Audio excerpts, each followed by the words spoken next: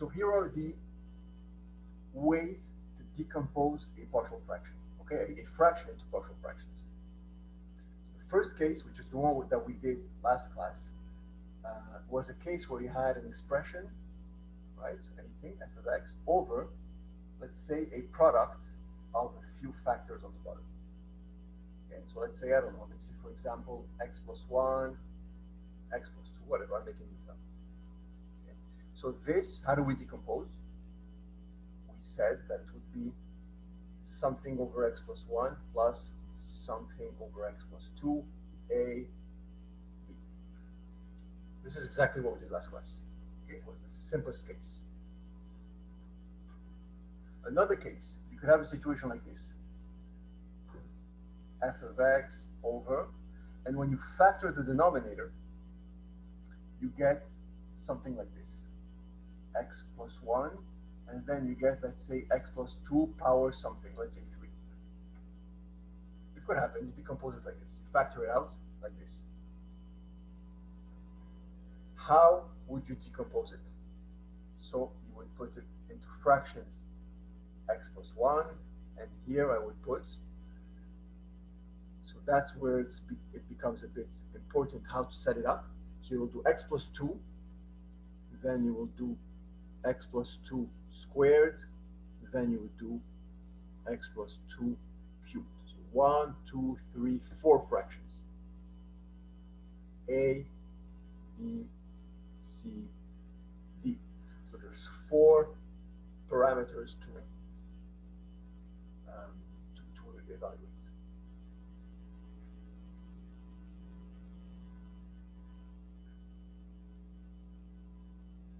Okay, so this is how you would decompose, and the rest, of course, once this is set up, it's the same system, right? You find the common denominator until you end up with the same denominator here as here, and then find A, B, C, and D by plugging in values of x. Okay, so that's the second case. Of course, if it was power 4, you would keep going to power 4. If there was a power 2 on the x plus 1, you would also do over x plus 1 and over x plus 1 squared. Okay? Sir? Yes? When one of the factors is an exponent, like here, so whenever it's like that, we do the factor squared and then the factor cubed and blah, blah, blah, and so on? Yeah, all the way until the power. Okay, thank you. Third case is, let's say you have a situation like this. Let's say you have x plus 1, and here, let's say you have x squared plus 2. Okay, so I have another factor here, but it's a second degree factor. Okay, so just like before, so over x plus 1, and here over, I cannot factor x2 plus 2, so it stays like this. This is A, and this, it won't be B anymore, it will be the most general first degree polynomial that I could create. Okay, so a polynomial of degree 1 less than the bottom. So basically, it will be bx plus c. That's how you set it up. Wait, so can you repeat the last part? Yeah. Okay, so the setup here, so this factor, the x plus 1, is a first degree, so you just put a number on top, or a 0 degree polynomial. x2 plus 2 is a second degree, so you're going to do a first degree expression on top, which is bx plus c. Let's do, you're going to understand with this example here. Let's say I have like this. Let's say x plus 1 and times, let's say, x cubed plus x plus 1. So here's a third degree. Okay, that cannot be factored. So over x plus 1 plus, and here I will have x cubed plus x plus 1. So this is A, and this will be what?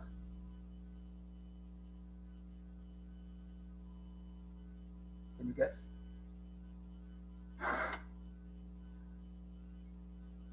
bx squared plus cx plus d. Very nice.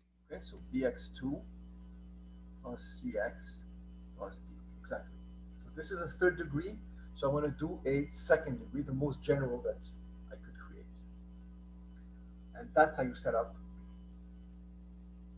your partial fractions.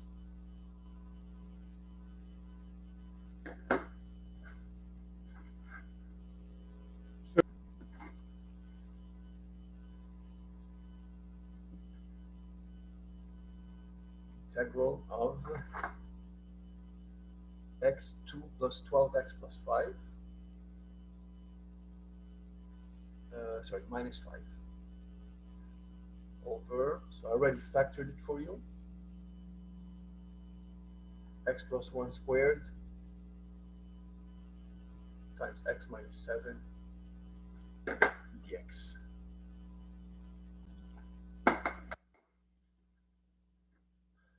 So let's decompose this into partial fractions. So I'm going to write it here. x2 plus 12x minus 5 over x plus 1 squared times x minus 7. So I'm going to decompose it in, if you remember, over x plus 1, then over x plus 1 squared, and then over x minus 7, a, b, c. Okay, so the setup is as follows. And then I will find the common denominator on the right. That will get me x2 plus 12x minus 5 equals, so what do I need to multiply a by? So a will get multiplied by x plus 1 and x minus 7. B gets multiplied only by x minus 7. And c gets multiplied by x plus 1 squared.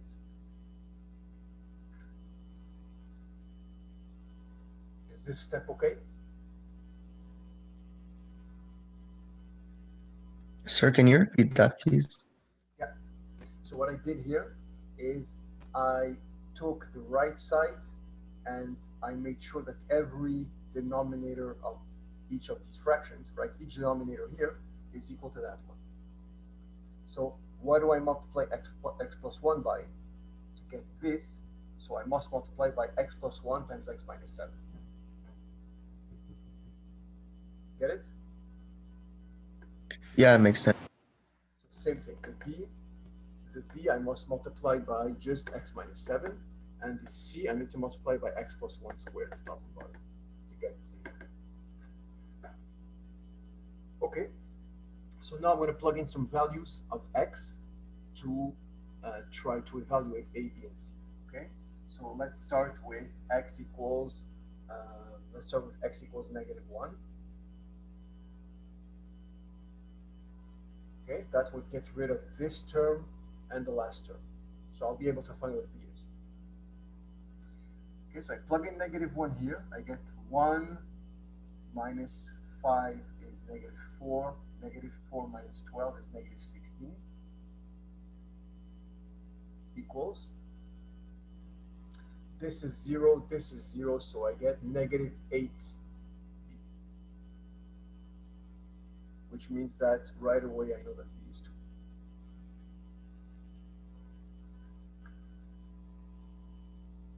Then I'm going to plug in x equals, I guess, 7. Okay, so I have 49 plus 84 minus 5. What is that? 128, is it possible? I don't have a calculator on me. I guess it's 128. 49 minus 5 is 44, plus 84 is 128. Okay, on the right side, I plug in 7 here, I plug in 7 here, they disappear. Plug in 7 here, 7 plus 1 is 8, squared is 64. So 64c, and so c is also equal to 2. Okay, and now I need to find, so I got b, I got c, I need to find a. How do I find a now? Plug in a number that doesn't cancel out one of the x's. I have no choice. because I already, yeah, so I already took -1, I already took 7. So let's take x equals 0. That's an easy one. I can take any number here. I took 0 because it's easy. So on the left side, plug in 0 here, you get -5. And on the right side, what do I get? I get 1 times -7, so I get -7a. Plus, well, b, I know it's 2.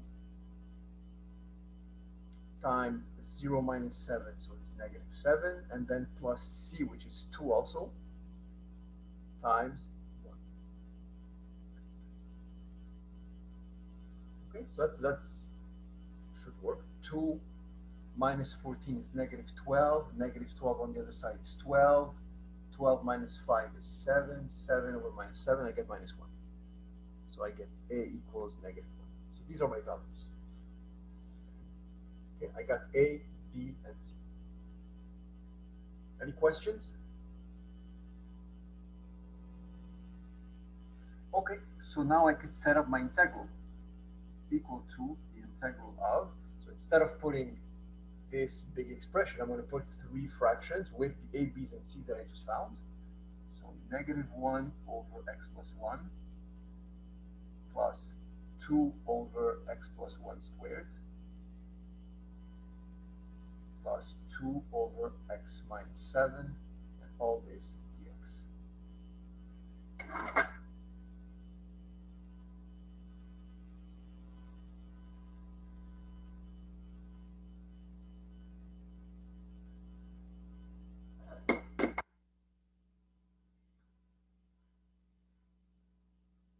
Okay, and at this point I have 3 easy integrals.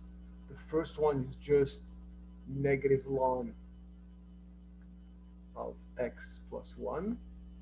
The second one is, so I'm going to do it mentally, but if you're stuck, you should do a substitution and so on, okay? But I'm not going to waste time here. So it's minus 2 over x plus 1, that's what I get. And this one is plus 2 ln of x minus 7, and of course plus c.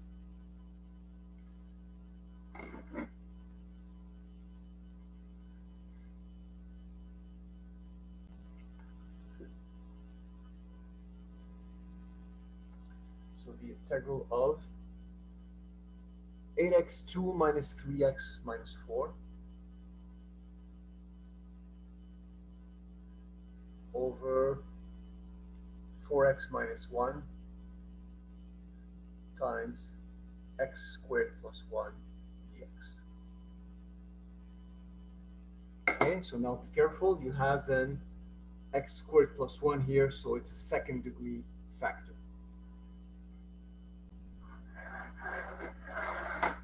Okay, so let's set it up, just like I showed you. 8x2 minus 3x minus 4, 4x minus 1 times x squared plus 1 equals. So I'm going to do over 4x minus 1 plus over x squared plus 1, and this is a, and this is bx plus c, as we know, because it's a second degree. Let's find the common denominator here. 8x2 minus 3x minus 4, and here I have to multiply the a by x squared plus 1, and here I have to multiply the bx plus c by 4x minus 1.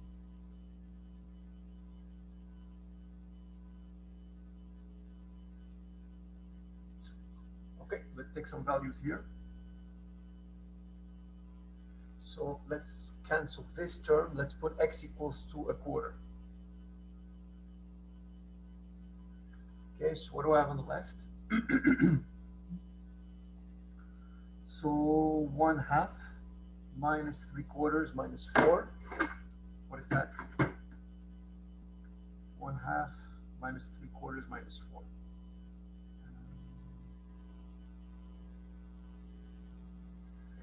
I don't have my calculator. Let me check. Let me get my calculator here.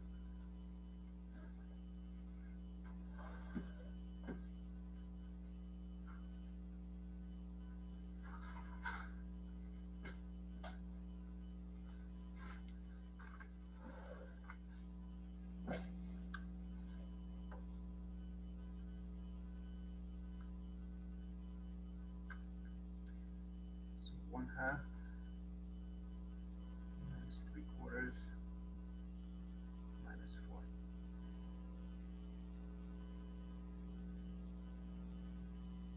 I get negative 17/4.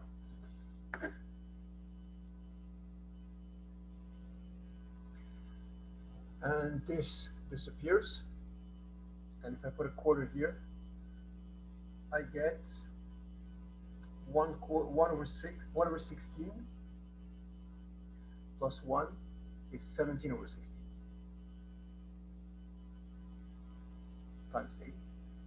And so A is equal to negative 4. Okay? Now let's plug in x equals to 0. That will get rid of the b. So on the left side I have negative 4. Here I'm going to get negative 4 times 1 is just negative 4, plus the b disappears, so it's c times, you plug in 0 here, you get negative 1, and so you get c is equal to 0.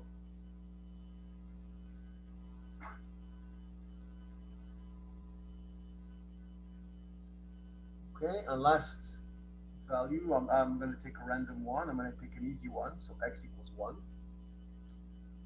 If you plug in 1 here, you get 8 minus 3 is 5 minus 1 minus 4 is 1. And here, if you plug in 1, you get 2 times minus 4. So negative 4 times 2 plus b, c is 0 times 4 minus 1 is 3.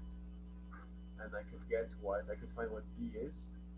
So b is, this is negative 8, 9, 3, b is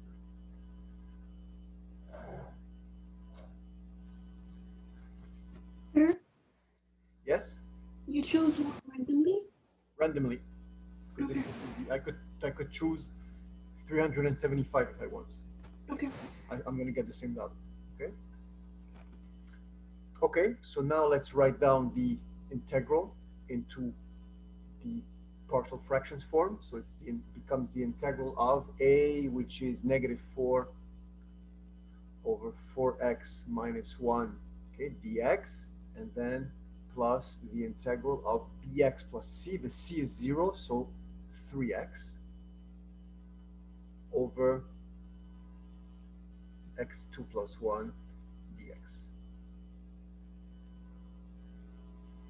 Okay, so 2 easy integrals now. I'm going to do it. I'm going to do both of them. So this one here, there's a substitution. U is equal to 4x minus 1. Du is 4 dx. Dx is du over 4. That's for this one here. And this, I'm going to do u is equal to x2 plus 1. Du is 2x dx, and so x dx is du over 2. Oh, this is du over 2. Okay, so left side, I have negative 4 times the integral of 1 over u times du over 4. That's what's on the left.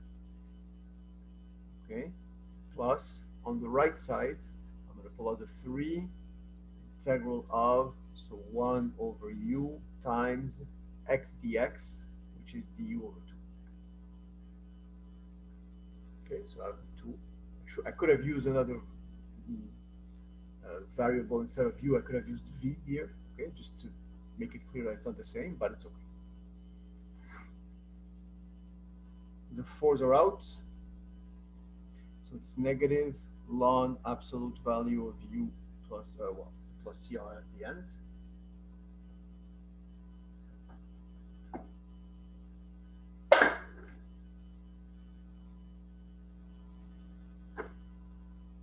Plus 3 over 2 ln absolute value of u and plus c. So this u here is 4x minus 1 plus 3 over 2 ln of x squared plus 1 plus c.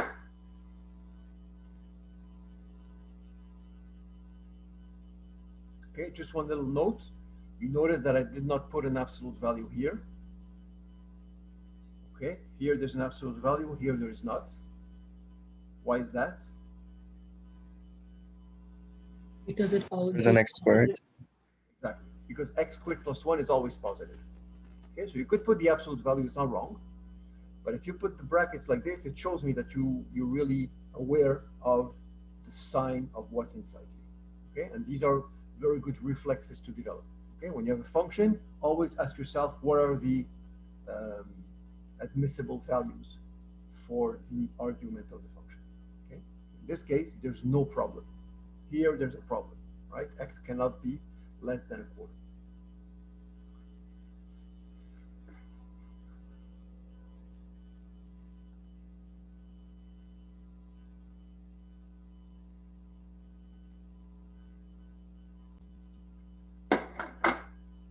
Okay, so one little note.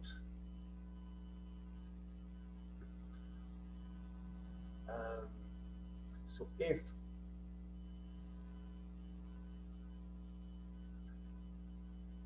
you have a situation like this, f of x over g of x, okay, let's say, okay, a function over a function, and the bottom is factor, just like we do for the partial fractions.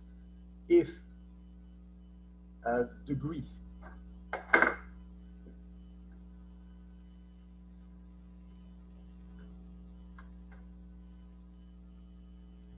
so degree of f is greater than or equal to degree of g. Okay, the degree means this is x power 2 and the top is x power 5, let's say, or x power 2 and x power 2. So if it's the same, the degree on top is the same or equal to the bottom, then you perform a polynomial division first. Okay, so before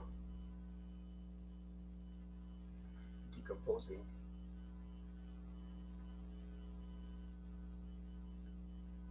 in